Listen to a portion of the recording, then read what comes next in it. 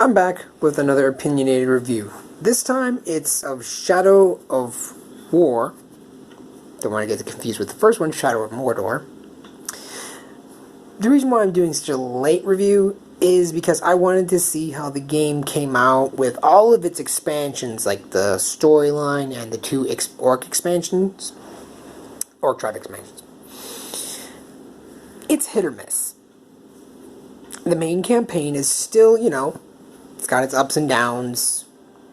It's not bad. It's not, amazing, but it's not horrible. It's better than the first one, though, by leaps and bounds, and that's good. It's been out for a while, so, spoilers, you fight Sauron at the end, and it shows how the eye, blah, blah, blah. Getting to the expansions, the orc tribes, Outlaw and Slaughter, are actually interestingly done. And it looks like they took a hell of a lot more time on these orcs than the ones in the main game, besides the legendary ones.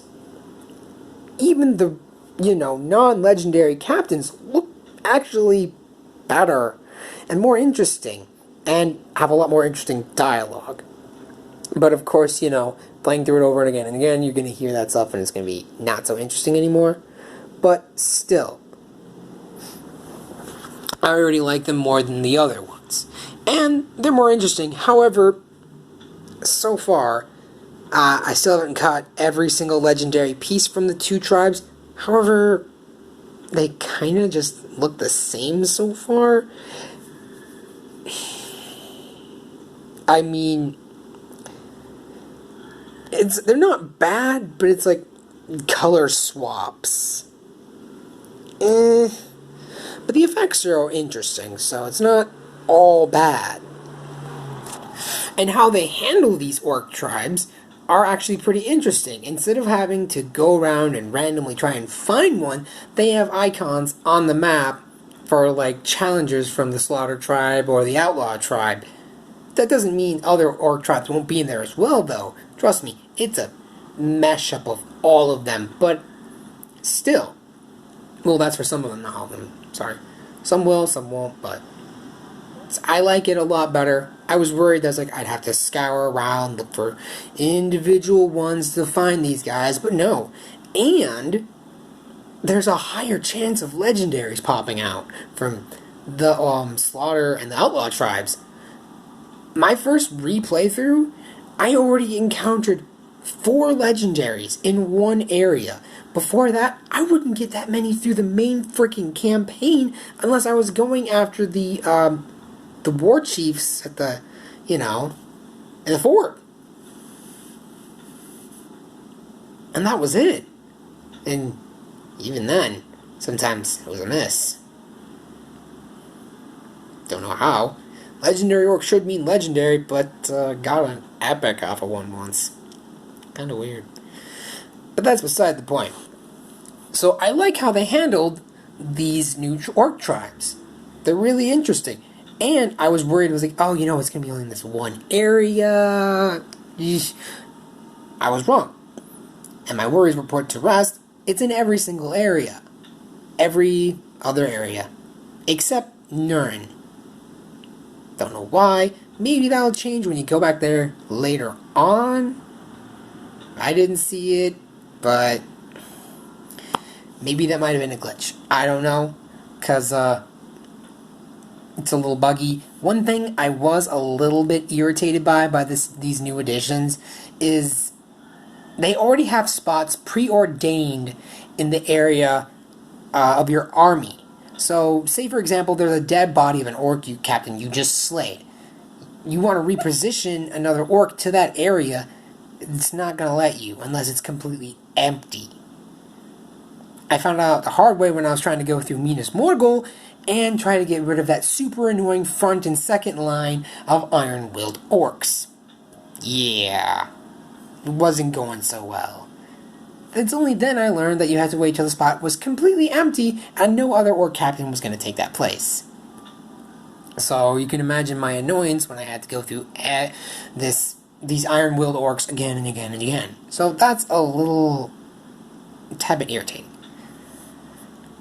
A new development has come to the attention. They're actually getting rid of the marketplace. So that's good, but at the same time, how are you going to earn gold? How are you going to get training orders and all of that stuff? Are they going to implement it through updates? I read they were going to implement things through updates, but they weren't specific with like training orders or anything like that. So, yeah. On the other hand, though, I did see come July 17th, they're going to have a plethora of new customizable skins that you can switch between, and new armor sets, which, so far, from the two I've seen, pretty badass. Now, this is for Talion only, which goes to the next part of my opinionated review. The DLC campaigns. Hit or miss. Start off with the first one, Blade of Galadriel. That one, I actually like. It's not bad. The side missions are interesting. You meet these unique orcs, and you recruit them for your cause, at least in one area. All the others, not so much. But that's because they weren't friendly to you. So, either way, it was still fun and interesting. You go through each area, retaking the forts and all that stuff. And Eltario? I'm probably butchering the name. But anyway, the character of the DLC campaign is not a pushover. She's pretty powerful. However, a lot of things just... some of them kind of make her feel... in a sense... I can't think of a word, but powerless, I guess. It's like, oh, okay, you just gotta figure out, just like usual, how to get around these immunities. There's a lot of them. On higher level orcs, they're pretty much immune to everything, except for one thing. So it's like, some of these can turn into real slog fests as you try to drag on and on. If they're immune to everything except arrows, and you're going to run out of arrows, you're going to run around looking for arrows, and you're going to run out of those arrows. It's just like, oh my god. Of course, then you got to look at if they're, like, have any fears or anything. Some of them don't. So, some of these fights against these super immune orcs can turn into, like I said, slogfests. I feel like they're just dragging on. Is it worth it? Sometimes. The loot isn't bad. However, it's just different colors. I understand it's a DLC, and they came out with it pretty quick, but it just seems like it's just different. They're all just different colors. It's just, okay. This one's green. Oh, this one's white. This one's red. Ooh. Not to knock on it so much, the effects with these weapons are actually pretty interesting, so there's a nice trade-off. I do like how the orcs are themed to the areas. That's pretty cool. There was one for Saragoth called the Snowflake. I couldn't help but laugh because it's like, I can't find that threatening. Look out, it's the Snowflake! Ooh! Anyway, I digress. They are, however, very unique looking compared to the other ones, so that's actually pretty cool. I do like that. It's handled well. Now, getting to the other part, which is the fort defense or fort sieges, they're handled a little differently. Also, be careful if you get, downed. There's no reprisal or whatever. There's no second chances. You get downed, you're done. You have to start the whole thing over, which is stupid because it's like, why? I know you're not Talion and you don't have a wraith, but it's like, what happened to the second chances? They're gone. That makes no sense. And it's kind of irritating because higher up, they get, of course, more difficult, and she doesn't technically level up. She stays at a flat level 30. Now, some of her, gear, I guess, level up in a bit. They get, higher armor rating, but that's about it. It's not much. So while you're facing enemies that are a lot higher, sometimes she's still stuck at that same level. So, yeah, you can heal pretty quickly if you augment your healing skill, right? But it can get interrupted, so it's like, oh shit, okay, gotta, play this in a different style. It's not a problem, but just to point that out. The campaign is interesting. It's, I like it. It's short, but of course it's gonna be. It's a DLC. So just bear in mind. However, now getting to the other one, Desolation of Mordor. The Baranor DLC. Seems interesting in premise, right? I know he's human, and that people are going, well, he's human, of course he's going to be weaker. But no matter what I did, no matter what upgrades I got, no matter anything, he still felt woefully underpowered. Seriously. And he doesn't get any new weapons, he gets augments. And most of these, except for a slight few, the legendaries, are crap. A little bit more focus here and there, a few bits of extra damage to your dagger here and there, a little tiny bit of more health. Since he's human, he has to look for health packs. My first thought was, lovely, that's going to be real nice. They do drop from grunts, so that's not a huge problem finding these things. Another thing, these worms that pop out of the sand and pretty much instantly kill you. I thought, Jesus, that's going to be a bit of a pain in the ass to dodge all of those. They're not, you don't have to worry about them being everywhere. However, they do pop out once in a while, so be careful. Because, you die, it's game over from the very beginning. No save points. It saves, but it's, not in the way you'd expect. You keep all of your stuff, but you start over from the very beginning. So it's kind of like permadeath. I found that out the hard way. And, yes, I know it's because he's human, but I kind of wish they had a checkpoint system. Because nobody wants to fucking start over from the very beginning. Yes, you get to keep your stuff, but still, starting over and over and over, it's just... I almost started pulling my hair out. I finished it, but it was a chore. It was a pain in the ass. He's weak as shit throughout the entire thing, and what do you get for fucking clearing this all? Not much. You get a different fucking skin from his older brother if you get a gold star. Or however the fuck they rank it. It's just...